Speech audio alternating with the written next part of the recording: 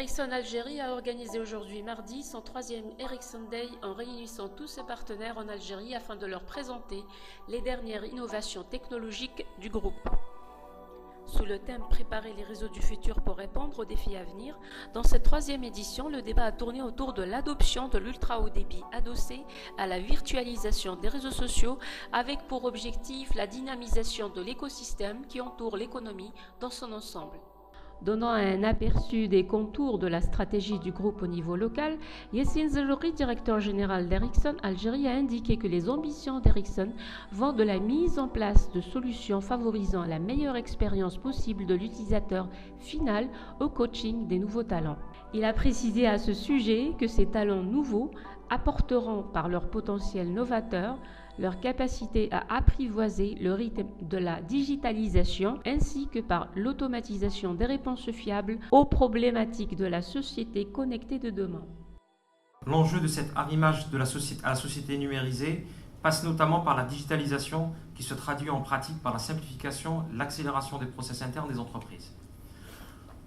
D'autre part, la clé de voûte de cet ensemble demeure la compétence humaine. Elle est au centre de notre stratégie au regard des montants importants investis en R&D, car pour nous, disposer de la meilleure technologie ne sert à rien sans la force novatrice. Les jeunes talents dotés de capacités d'apprentissage et d'innovation parfois hors normes sont légion en Algérie. Et c'est par le transfert du savoir-faire suédois, répliqué aussi en Algérie, que nous soutenons et encadrons au service du marché local. Dans les domaines où il est urgent de faire des progrès, ils sont à même d'apporter des réponses efficaces et pragmatiques, comme la réalité augmentée, l'IoT, la virtualisation des réseaux, à un marché dynamique guidé par la connectivité. Alors, donc, l'année 2017 a été pour Ericsson une année de refocalisation stratégique sur nos 4 métiers, à savoir les réseaux, donc network, donc tout ce qui est radio, digital services, managed services et les nouveaux business IoT. En s'appuyant sur 3 éléments différenciateurs, à savoir le leadership technologique, la qualité de nos solutions déployées et notre présence mondiale. Donc concrètement, l'année 2017, Ericsson a lancé avec succès sa nouvelle gamme de radio, ERS, donc Ericsson Radio System. On a finalisé un gros programme de réduction de coûts d'1 milliard d'euros. On a arrêté ou cédé quelques activités, à titre d'exemple la fibre optique, d'accord ? Donc on s'est recentré sur le cœur de métier d'Ericsson, à savoir le mobile. On a simplifié et consolidé notre portefeuille produit et on a renforcé surtout nos investissements R&D, notamment dans le domaine de la 5G, en embauchant, à titre d'exemple, fin 2017, plus de 3000 nouveaux ingénieurs. Et on a augmenté aussi l'investissement en R&D. On est passé de 14% en 2016 à 19% en 2017. Par ailleurs, les experts d'Ericsson ont démontré les technologies de l'IoT, l'OSS, BSS et virtualisation, ainsi que la radio 4G, 5G, le cœur de réseau, le slicing et l'orchestration. Ils sont unanimes à dire que l'optimisation des réseaux 4G et l'avènement de la 5G offrent la promesse de réseaux fiables et ultra performants, ainsi que la garantie d'une qualité de service supérieure qui renforcera le déploiement de l'IoT au service de l'industrie 4.0, de la santé, des villes intelligentes et de l'environnement. 1% de la population mondiale sera couverte en 5G. Même si ça sera que 17% entre guillemets des abonnés qui auront de la 5G, il y aura quand même une couverture plus forte. Et aussi, on a un momentum qui se fait beaucoup plus fortement sur l'IoT, sur les réseaux cellulaires.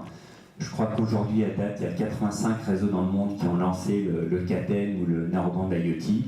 Et on voit donc 4 milliards de connexions d'IoT cellulaires. Et sachant que l'IoT cellulaire, ça sera une grosse part de l'IoT sur long range, sur grande distance. Et dans l'IoT et le machine learning, on commence à avoir aussi apparaître des startups en Algérie, et je dis bien des entreprises créées, c'est pas une idée, qui travaillent essentiellement dans l'IoT sur ces volets, donc l'agronomie, par exemple des capteurs pour mesurer l'état des sols et faire donc, de l'irrigation automatisée.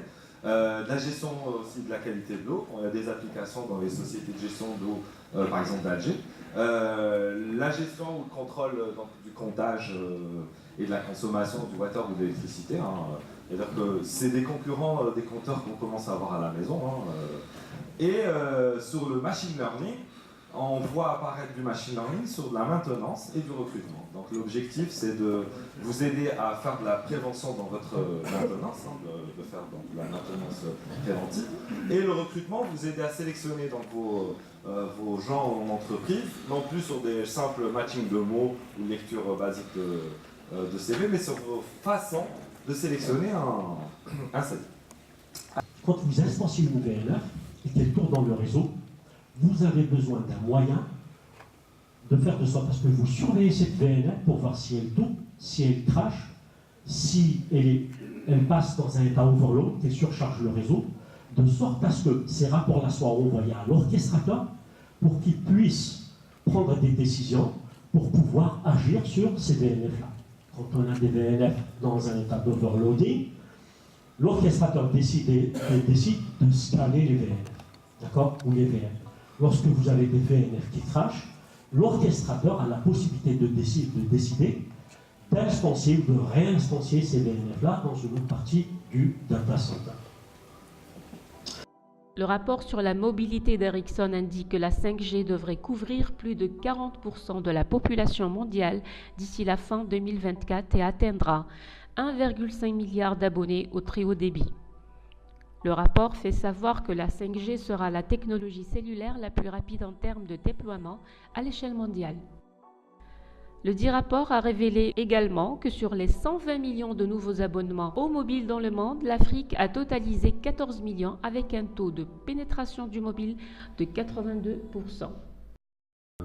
Donc en quelques mots sur les réseaux sociaux, ce qui est intéressant, c'est que ça représente 10% du trafic sur les réseaux. Et pourtant, effectivement, c'est en assez forte croissance.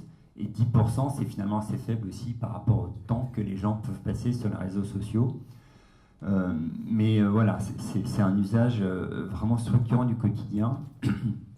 On a donc fait cette étude beaucoup basée sur des enquêtes aux États-Unis et au Royaume-Uni, mais également sur d'autres zones. Et on a demandé un peu, on a regardé ce que les gens faisaient sur les réseaux sociaux. Donc les valeurs les plus élevées ne sont pas très surprenantes, c'est-à-dire qu'ils regardent ce que les autres ont posté, ils font de la messagerie instantanée, ils regardent beaucoup de vidéos. Ça, effectivement, on en parlait, et c'est aussi ça qui explique la part importante de la vidéo dans le trafic mobile. Et puis après, effectivement, ils postent également eux-mêmes, ils regardent des news. Ce qui est peut-être un peu surprenant, c'est que les jeux, finalement, c'est relativement faible encore. Et puis après, on voit pas mal de nouveaux usages qui arrivent où les gens commencent à faire des achats sur les réseaux sociaux. Et puis après, il y a beaucoup de réseaux sociaux professionnels aussi. Donc on sort, un premier usage, c'est je regarde ce que les gens ont posté, je poste moi-même et je communique, je regarde des vidéos. Puis après, ça se développe sur des nouvelles choses, des jeux en ligne, des achats, des réseaux professionnels.